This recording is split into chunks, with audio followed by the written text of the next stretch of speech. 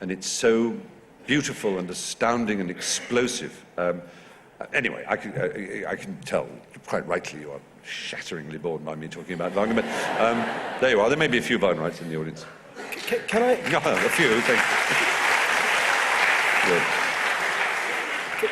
you. Can I just, sorry, can I skip X for a second and replace it with picking up something that you just said about the letter from Isaiah Berlin? Why is it that an Irishman can make Irish jokes, a Jew can write about the Holocaust? Why is the author of an artwork's identity important to the... You're so right. It's very peculiar that you mentioned when we were talking about Hitler that my book, Making History, it received a complete savaging at the hands of the New York Times a literary reviewer. I happened to be in New York when it was out, and I don't read them, so I didn't know this.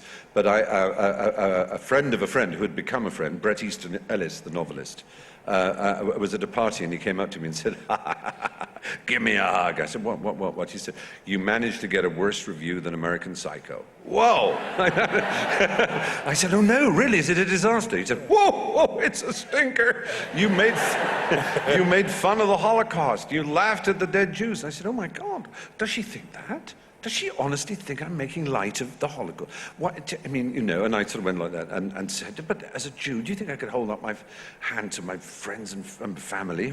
He said, "Are you Jewish?" I said, "Well, yeah, sort of. My mother is, so I kind of am, yeah. I'm not religiously so, but yeah. I mean, Hitler would think I was. You know, he'd put me in the oven with the others, whether I liked it or not. So, you know, I mean, if I might as well say, yes, I am." He went, "Oh," like that.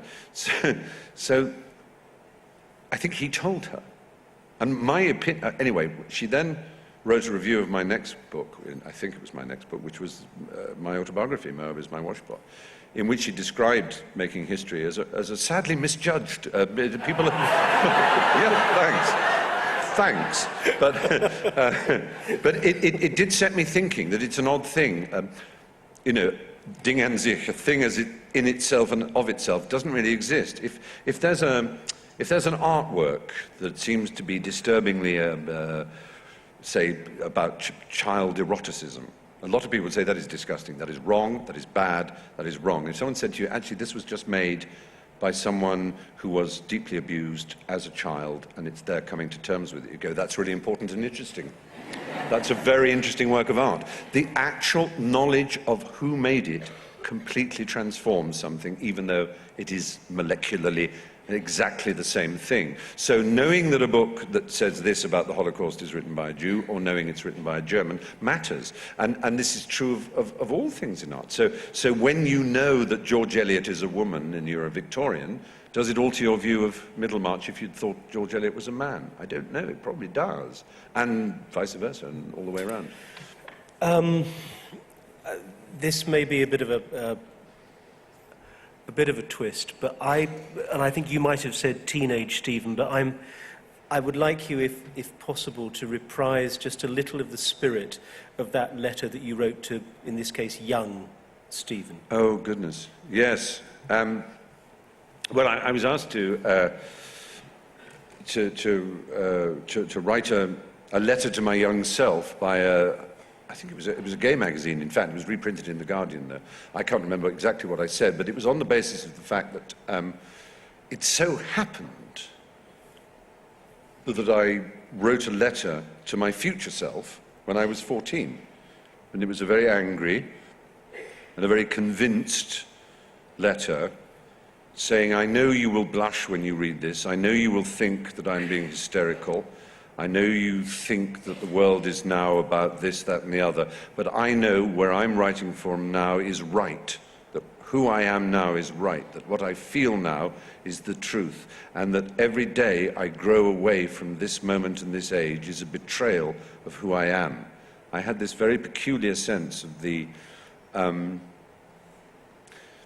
primacy of the emotional world of the adolescent.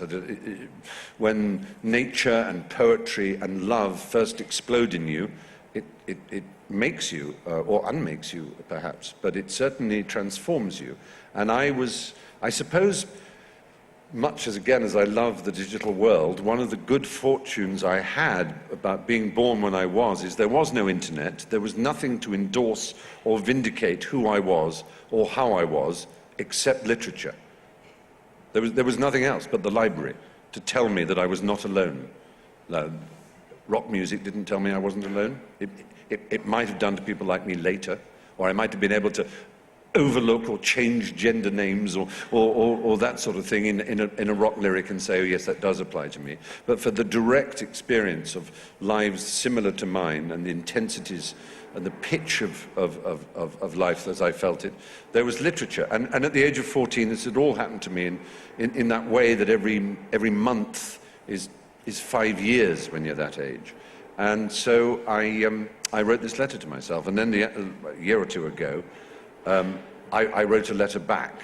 And in it, I pitied the abject misery of myself then, but I admired his ferocity, his certainty, his, as we would now say, authenticity, the primacy he gave to emotion, and the rawness and nakedness of his feelings.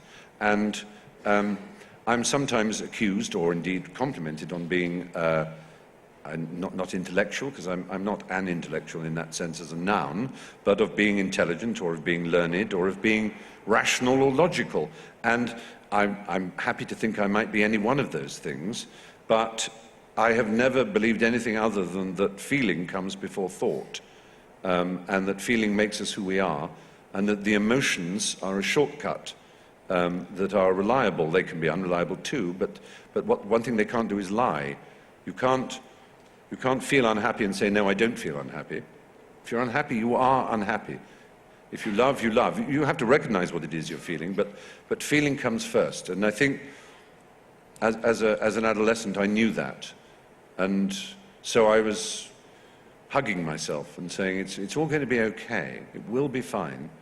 You'll be amazed at how lucky your life will turn out to be. You will be amazed that actually the world does not belong to the strong, rugby-playing, thoughtless and unkind and rejecting people. The world belongs to you if you want it to. It belongs to writers and artists. It belongs to kindly people, to cheerful people, to people who want to help.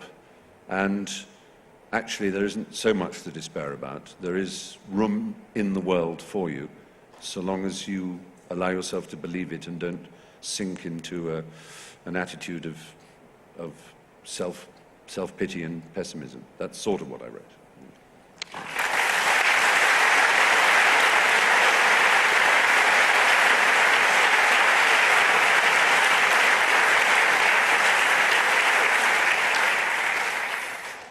Tell you what, if we do Z, then it means we've finished. Yeah. So why don't we hold that for another time and pick it up again? Okay, that's a good deal. I like that. I think it's been the highlight of my festival, and I'm deeply grateful to you. Thank you very much.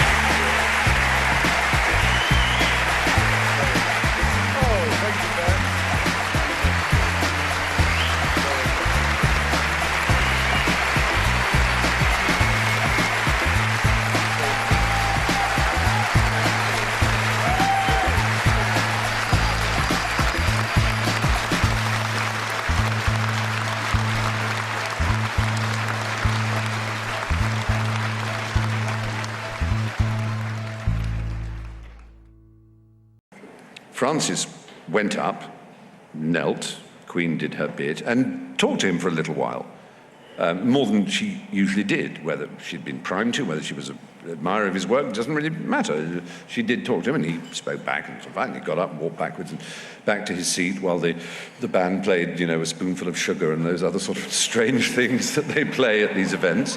And the Bradford MBE figure, he knelt down and he got his medal pinned to him, and it just so, she didn't really say much, she just said, well done or something, and it just by some awful, embarrassing bad luck, he happened to let rip with a mighty fart at exactly this moment. And it was the moment the Queen steps back, which she'd done. And it made it look as if she had stepped back because he'd let one go, as it were. So he walked backwards and then turned around, blushing furiously. And then, to make his day worse, at the end of it, when the press gather round and everyone's in their shiny top hats and everything, obviously a huge crowd of press descended on Francis Bacon, and one member of the Bradford Inquirer, or whatever it might be, was sort of asking questions of this forlorn fellow. And Francis, who didn't particularly like talking to the press, and said, oh, well, there was nothing very interesting, but that man was interesting. He virtually farted in the Queen's face. And the press just chased it. He said, the last I saw of him, his hat was bouncing on the cobbles and he was running round the corner. I just thought it was the most wonderful story. Anyway.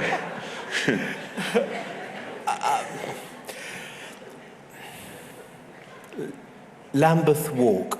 Oh my, there's a thing. Yes. Well, you're seeking to elicit, I must assume. I'm seeking to elicit. The story of, in 1984-ish, my agent, who was a man called Richard Armitage, who had come to Cambridge when I was there with Hugh Laurie and Emma Thompson and Tony Slattery. We were on the Footlights, and he sort of scooped us up in his JCB, and we all became his clients. And he was a marvellous man. He had an old Etonian tie and a Bentley and cigars, very old-fashioned and very delightful. One weekend, he invited me to his house in the country, which was called Stebbing, in Essex, in that nice part of Essex around about Dunmow. You know, it's a very much underrated part of an underrated county. And he started talking to me about himself, which he never did. He was a very old-fashioned, sort of rather growly Englishman. And he said, my father was called Reginald Armitage. I said, and my grandparents made their money making pomfret cakes in South Yorkshire. So that's like Pontefract, but yes, pronounced pomfret, right? Okay, pomfret cakes. But my father, Reginald, was very musically gifted. He went to Cambridge, and then he went to the Royal College of Music, and then he was appointed organist at St Anne's, Soho, right? And he heard a lot of modern music being played in his day, jazz music, and he turned out to have rather a facility for composing tunes. I said, well, gosh, that's interesting. He said, yes. But he thought that it was rather embarrassing to the family name to use his own, so he invented a pseudonym under which he could compose, which was Noel Gay.